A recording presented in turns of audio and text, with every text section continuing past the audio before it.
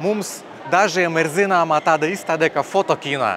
Diemžēl pēdējā izstāde notika 2018. gadā.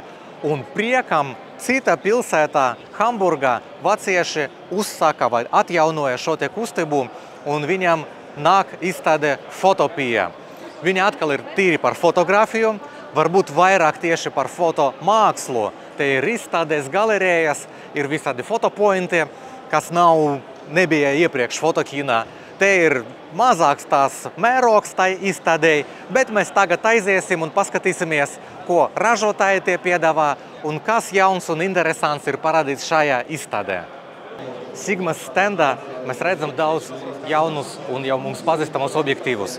Te viņi reklamē gan objektīvus priekš Fujifilm sistēmas, priekš Nikon Z mount sistēmas, protams, daudz Canon, Sony objektīvi un, Canon, es domāju, vecie EF savienojuma objektīvi, kas pakāpeniski iet no Sigmas piedāvājumā, bet tomēr ir viņu sortimentā. Te mēs varam redzēt, ka ir viņu tie milzīgie 60-600 Hyper Zoom objektīvi un arī AI sērijas lecas objektīvi, kas parasti mums liekas bišķiņ tumšas, jo tur parasti ir f2.0, bet pēc Japāņu uzskata konkrēti tie AI sērijas objektīvi ir viņu vislielākā kvalitāte.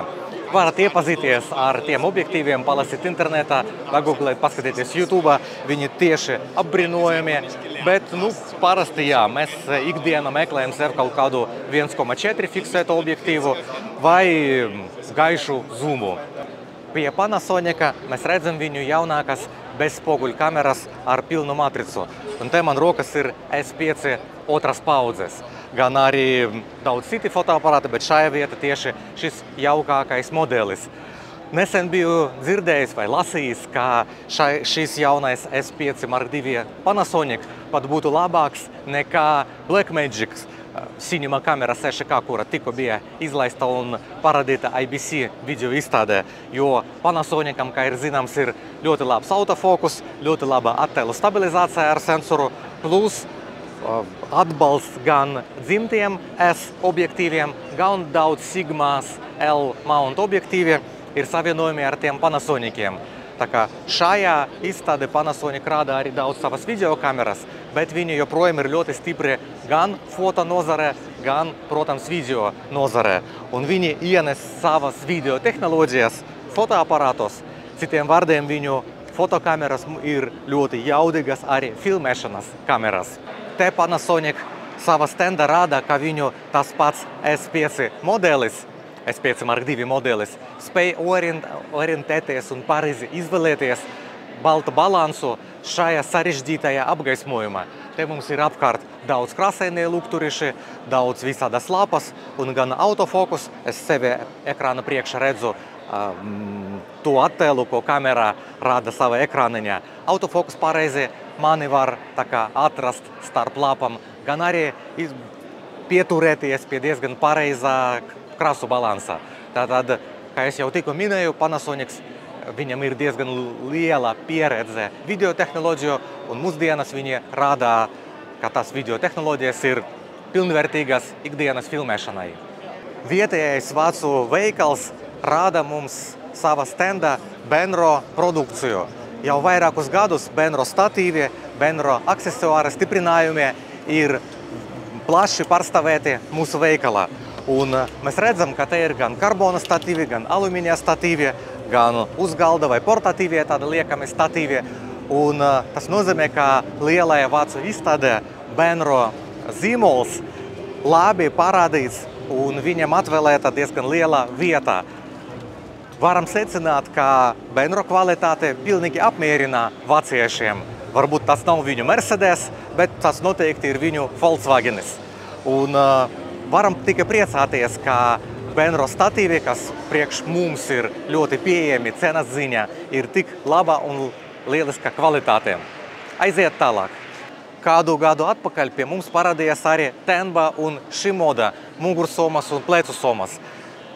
Es varbūt teiktu, ka viņi ir viena konglomerāta ar Benro statīviem un Benro somu ražotājiem.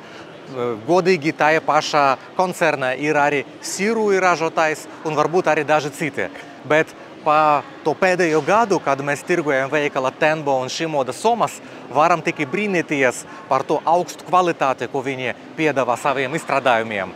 Ja Benro somas, tas ir tāds, kā es tikko minēju, Volkswagens, tas ir tautas līmenis, bet Tenbo un Shimoda tas jau ir īstiem ceļotājiem vai tādiem nopietniem fotografiem, varbūt turistiem, kuri zem lietu staigā, un var atzīmēt, ka Shimoda eksemplāri viņi bieži vien ir kā tukša somā bez nekādiem sadalījumiem, un tad ir tāds saucamais insert, kuru var ielikt iekšā, jeb aizpildījums, kas ir sadalīts jau priekš kameras. Atkal tepat Vācu izstādē mēs varam atzīmēt, ka šīs somas atrodas savu vietu, un mēs redzam, nevis Manfrota, bet tieši, var teikt, ķiniešu brendu visiem priekšā. Un tagad mēs esam pie Insta360 standā. Tas ir zināmās 360 kameras. Viņi nav vienīgi, kas ražo 360 grādu kameras, piemēram, GoPro Max arī ir šajā pašā rindā, bet viņu produkcija ar kaut ko ir īpašā. Pēdējais un iepriekšējais populārs modelis, tas bija viņu Insta360 X3, tā saucamā action kamerā, ar diviem objektīviem abas puses, kura stiprināma vai pie selfie stika, vai kaut kur pie aprīkojuma. Mēs visi zinām, kā darbojas 360 kameras, bet te mēs varam redzēt to jaunu, mazo jaunumiņu Go3 kameriņu. Go2 kameriņa bija tikpat maza un sava specifiskā tāda korpusiņā. Te mēs redzam Go3, tūlīt es dabūšu to ārā. Pati kameriņa ir tikai šādā izmērā. Mazāk nekā šķiltava vai grūti aprakstīt to smalku izmēru. Viņi ir ar magnētiņiem, un tad var to pieklikšķināt kaut kur pie sava apģērbja, pie korpusa, pie varbūt kāda iepkipējuma, un tad kamerā tā turēsies. Un viņai nāk arī turētājs, ladētājs, kuram aizmugurē ir ekrāniņš. Tātad, principā, ieliekot šo mazu kameriņu šajā turētājā, mēs dabūjam, tā teiksim, GoPro tipa kameriņu ar rakstīšanas pogu. Protams, tās kameriņas ir aprīkotas ar visiem tiem bezvadu tehnoloģijām, lai kontrolētos no telefona, bet principā visa jēga ir tam mazulim tieši plika veidā, kā tas ir.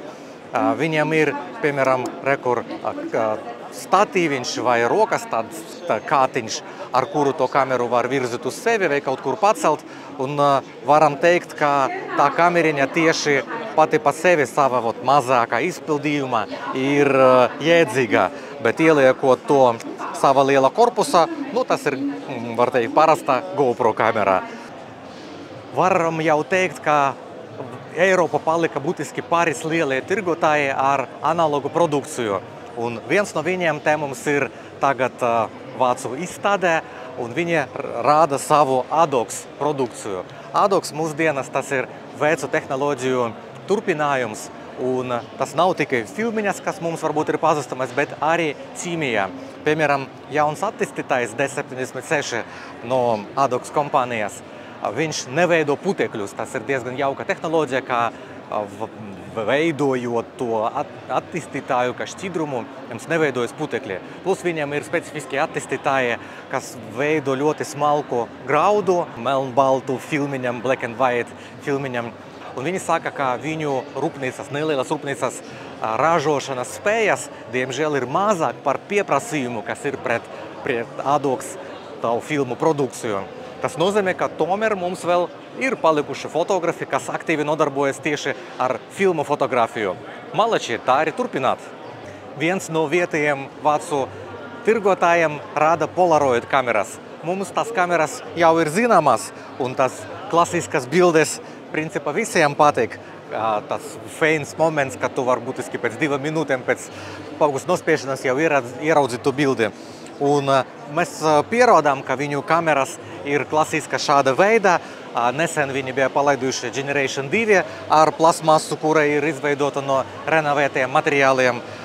Kādu laiku viņi mēģina tirgot vai ražot Go mazas Polaroid kameriņas, kas piedāvā mazākas bildes, bet būtiski pirms mēneša parādījās jaunais i2 Polaroids.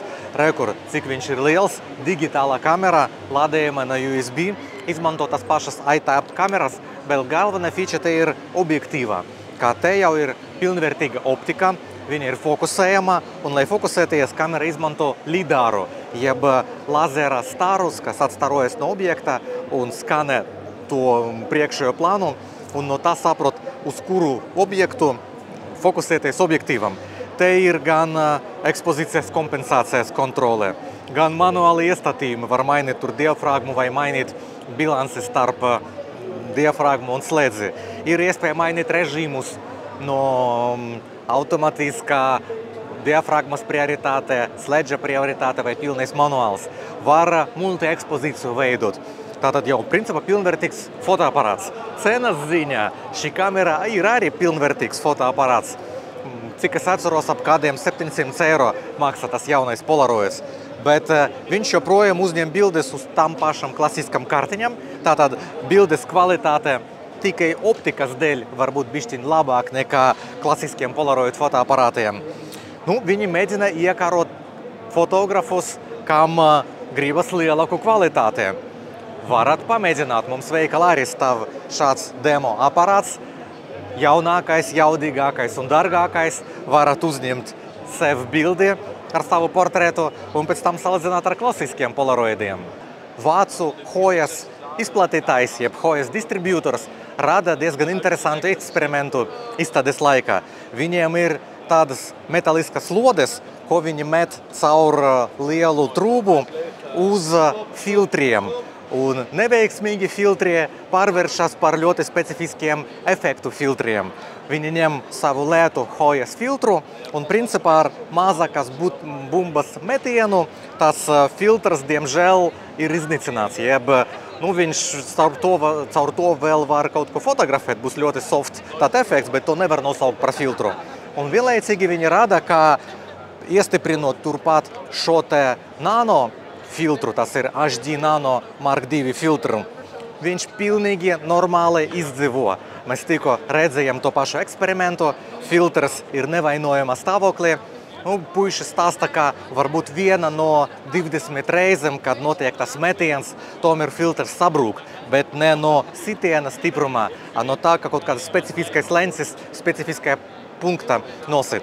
Ar šo mēs varam pārliecināties, ka Hoja tiešām prot un var izveidot, saražot tik izturīgu stiklu, pēc viņu teikta 9 reizes izturīgākais stikls nekā parastie filtriem. Tas stikls aizsargās noteikti jūsu objektīvumu.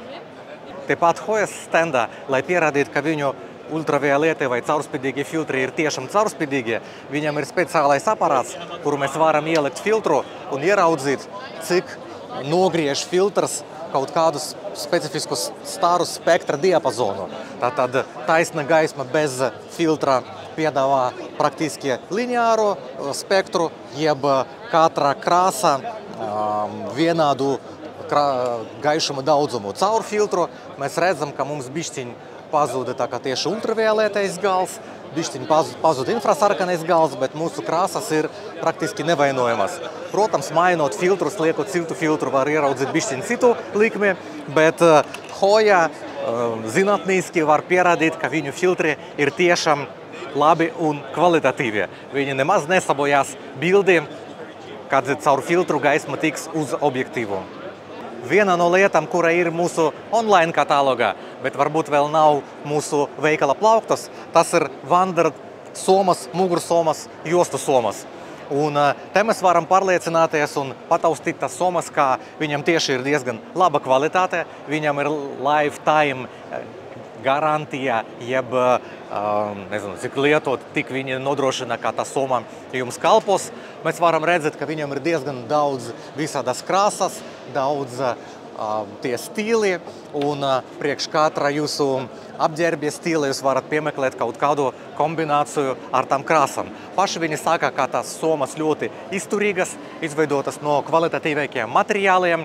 Katra soma ir lietus aizsargāta, ar to nevar peldēt, tā kā tas nav kā boja vai, es domāju, tā kā ūdens aizsargāta, bet zem lietus droši var pastaigāt ar tādu somu. Somas ļoti funkcionālas, dažāda ietilpījuma, gan ikdienas kompaktas somas, kur ir nodalījums priekškameras, gan diezgan lielas mugursomas uz kaut kādiem 30, varbūt 35 litriem. Tātad Wandard somas varat ierakstīt mūsu meklētāja vai paskatīties zem video aprakstā, atrast saiti uz minētajiem produktiem un iepazīties ar brīnišķīgam somam ar lielisku dizainu.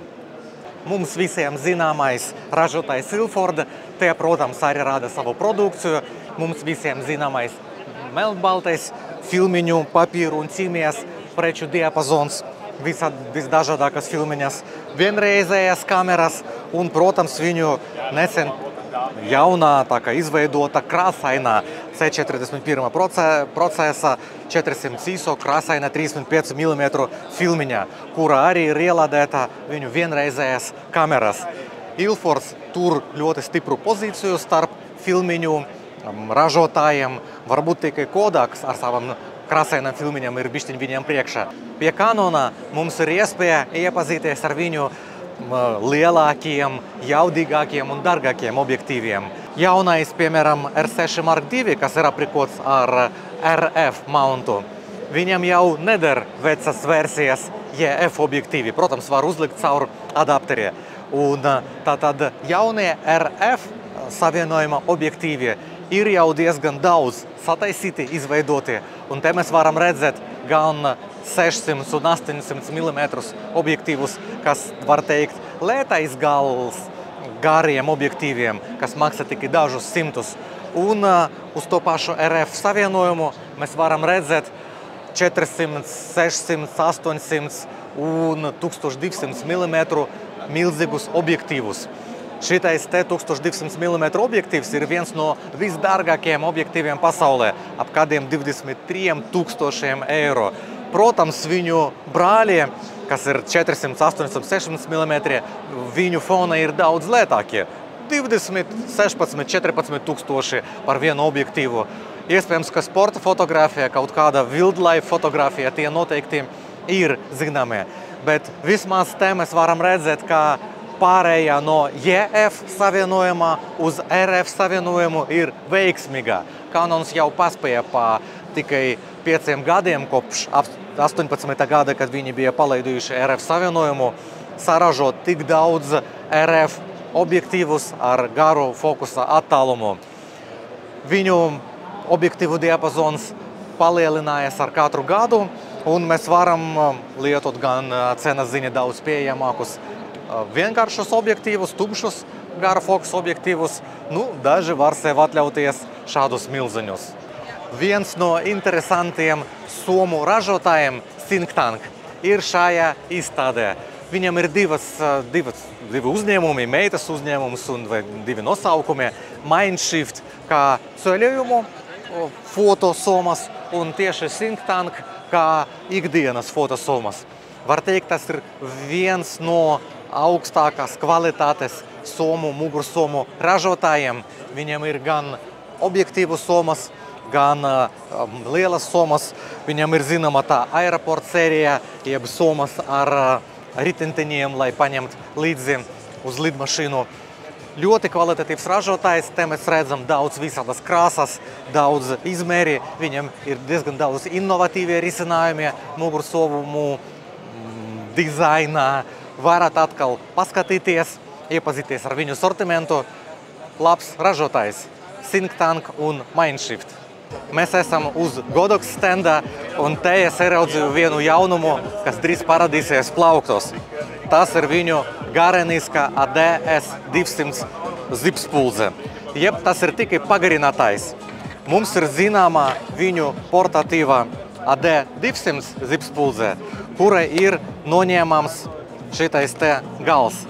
Un jau AD-200, tas ir baterēju zipspulze, tikai nedaudz lielāk par parastu speedlightu ar 200 vatu jaudu. Viņai tagad var pieslēgt šādu pagarinājumu, jeb vienkārši pieslēgt spuldes vietā šo te adapteri, un tad mums ir tā lampa. Viņu izmērs ir kaut kādi 25 centimetri garumā, var noņemt vartiņus, un tad lampa būs pilnīgi atvērta, gaismot visus 360 grādus, vai ar vartiņiem sašaurināt un izveidot kaut kādu tādu plūsmu. Tātad 200 vati atvērtā lampa. Kāpēc viņš būs interesants tāds produkts? Ja mēs gaismojam uz cilvēku, uz kādu objektu ar pliku zipspuldzi, mums ir viennozīmīgi ļoti cieta gaisma, būs ļoti cietas ēnas zem deguna vai tā kā zem zoda, jo mums ir ļoti maza izmēra, ļoti šaurs tas gaismas veidotājs. Kad mēs liekam softboxu kaut kādu priekšā, mums ir ļoti izkladēta gaisma. Viņa zūd jauda, jo mēs to gaismu izkladējam caur kaut kādiem audumiem, caur softboxu. Bet šajā gadījumā mums ir vienlaicīgi gan diezgan liela izmēra tā lampa, jeb dod gradientu, dod vienmērīgu mīkstu izgaismojumu, bet lampa ir pilnīgi atvērta. Viņa ir caurspīdīga, nav nekāda difuzora priekšā. Ar šo mēs varam virzīt šo te lampu uz cilvēku un dabūt gradientu uz portrēta, tā kā uz kadra, bet vienlaicīgi ļoti lielu jaudu. Visi 200 vati tiks uz objektu. Ir daudz jau piemēru video, kur ar šādu lampu cilvēki izgaismo cilvēku pilnā augumā vai izgaismo portrētu. Principā saules, kopā ar sauli, zem saules.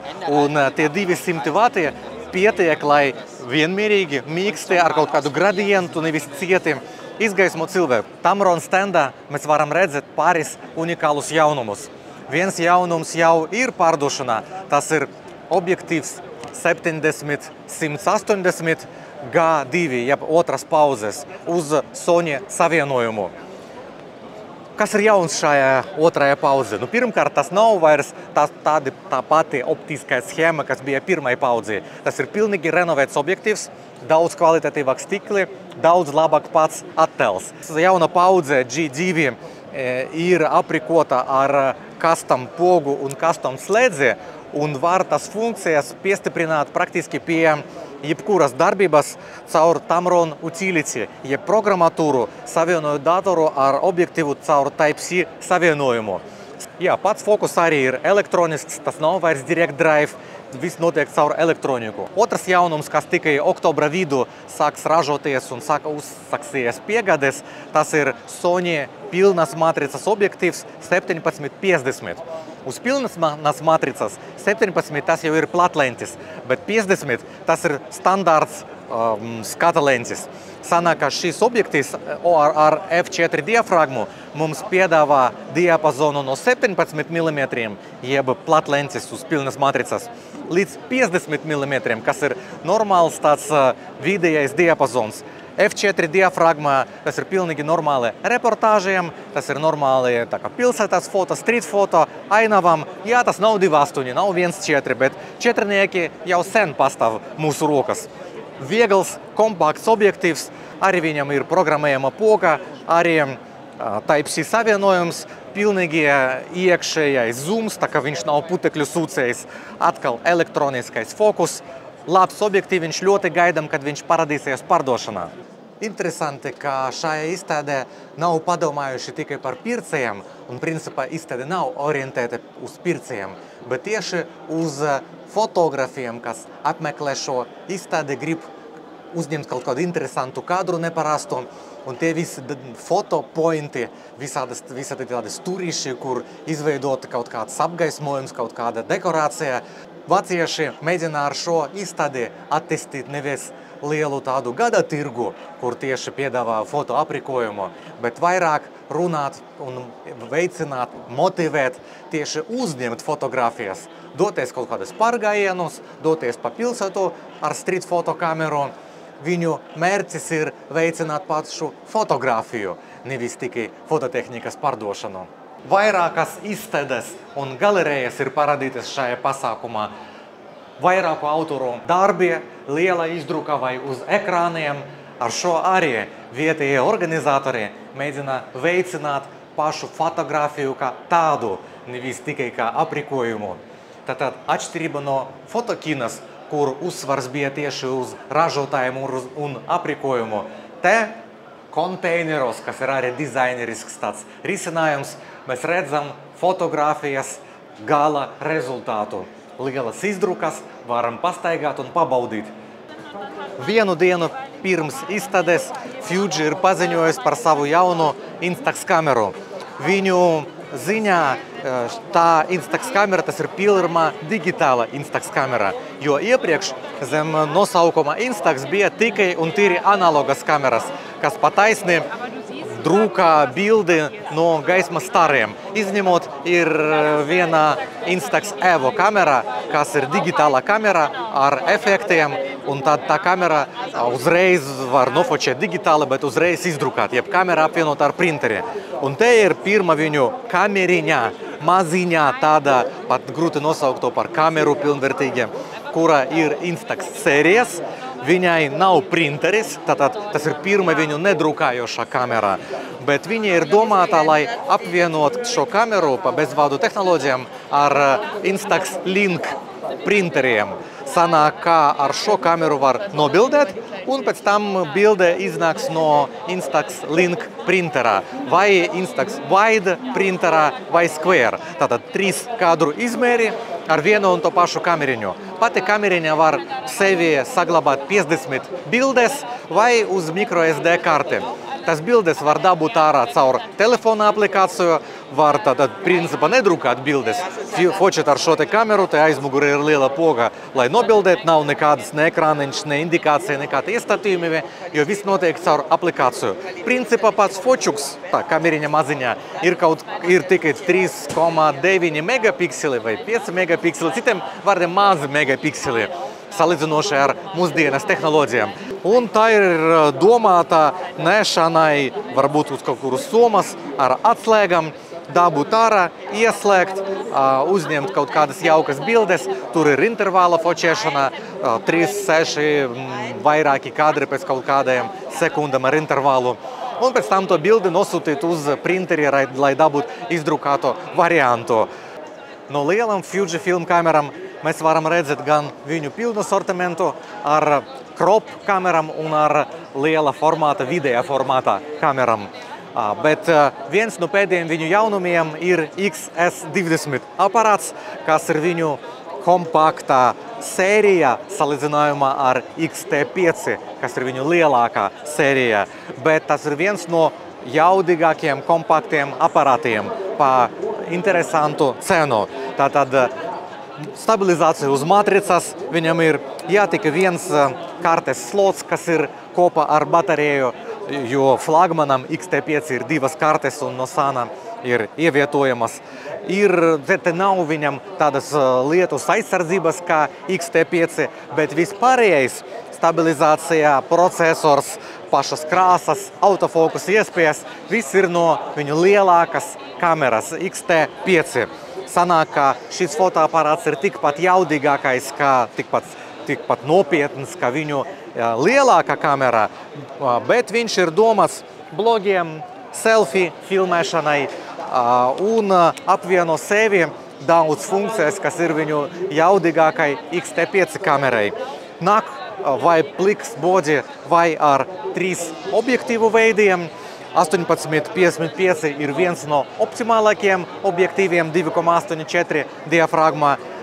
15-45 ir viņu vieglākais objektīvs, ar kuru kamera komplekta maksā, protams, arī zemāku cenu. Vai 16-80 f4 ir viņu video objektīvs ar nepārtrauktu diafragmu. Un viņš ir ar visgarāku diapazonu. Tātad kamera diezgan labi sēž rokā, ir daudz vadības riņķiši un regulātori. Viens no populārākiem aparātiem, kas jau ir tagad pārdošanā no Fujifilm. Ja šī kameras cena liekas vēl bišķi pa dārgu, tad viņu iepriekšējais modelis XS10 joprojām ir pieejams, un viņam tieši nokrita cena, jo jaunais brālis ir tagad spēkā. Varat apskatīt, cik ir izdevīgs piedāvājums tieši šīm XS sērijām fotoaparātiem. Vairāki Nikon fani būs priecīgi redzēt man rokas Nikon ZF jaunu kameru. Tas ir digitāla kamera, kura ir izveidota kā vecais fotoaparāts un bija iespaidota no 70-80 gadu ražotas FM2 kameras. Tāpat arī daudz lielie sledži, kā bija vecai kamerai, pilnīgi asketisks tāds lūk, jeb viņa izveidota kā vecais fotoaparāts, pat nav nekāda gripa. Viņu godīgi, nav ērti turēt rokas. Mēs vēl pieradām pie tā, ka mūsdienas kameram ir diezgan tas liels grips. Bet tas ir pilnvērtīgs mūsdienas aparāts ar iekšu tāpat kā Z9 vai Z8, jeb ar jaunākiem procesoriem, ar jaunāku tā kā ne programmatūru, bet tā kā dzelzi iekšā, bet vecajā stilīgajā korpusā. Kas viņu padara par īpašu, tas ir palielināts vai paplašināts melnbalts režīms. Viņi, kur ir slēdzis izvēlēties foto, video, pievienoja tādu black and white funkciju, jeb var pārslēgt kameru uz melnbalts režīmu ar vienu tā kā kustību, tāpat kā pārslēgties starp foto un video. Un viņi pat ir pievienojuši 3 variantus standartā melnbalts, tur palielināts melnbalts, lielāku kontrastu melnbalts, jeb 3 stili melnbaltam režīmam. Skaidrojot, ka tā kamera ir kā street foto kamera ar domātā melnbaltu fočašanu. Protams, te ir ievesti daudz video formāti un varianti, un kamera ir diezgan jaudīga arī video filmēšanā ar papildus funkcijām, bet principā uz šo fočuku jāskatās kā uz, piemēram, Fujifilm, kuriem visas savas kameras veido līdzīgas veciem fotoaparātiem. Tas ir ļoti stilīgais Nikons ar filmēšanas funkcijām, bet galvenais tas ir tieši fotoaparāts. Te ir teikts vairākus rakstos, ka ražotāji ir tā kā spiesti veidot jaunas kameras, domājot nevis par fotografiem, bet vairāk par video operatoriem, jo vairāk kontenta, satura tiek veidots video formātā nekā foto formātā. Un šeit mēs redzam, ka ar ZF un ar melnbalto slēdzi Nikon tomēr vēl domā par fotografiem. Un neskatoties uz to, ka kamera ir rekpoga un tā ir tikpat domāta video operatoriem, bet tas jūtams, ka tieši fotoaparāts Nikons ZF. Paldies, ka atvēlējāt laiku skatoties mūsu video. Cerams, šīs video tehnoloģijas un fototehnoloģijas, kas bija parādītas un aprakstītas šajā video, jums liekas interesantas. Video aprakstā jūs varat atrast saites uz mūsu lapu, kur ir minētie produkti, varat atrast, iepazīties, vairāk tā kā padomāt, varbūt kāds no tiem produktiem noderēs jūsu ikdienā. Un studiet, skatieties uz fototehnoloģijām, attīstiet savas fotoprasmes, savu fotomākslu, aiziet uz gaišu priekšu, gaišai nākotnei ar fotografiju.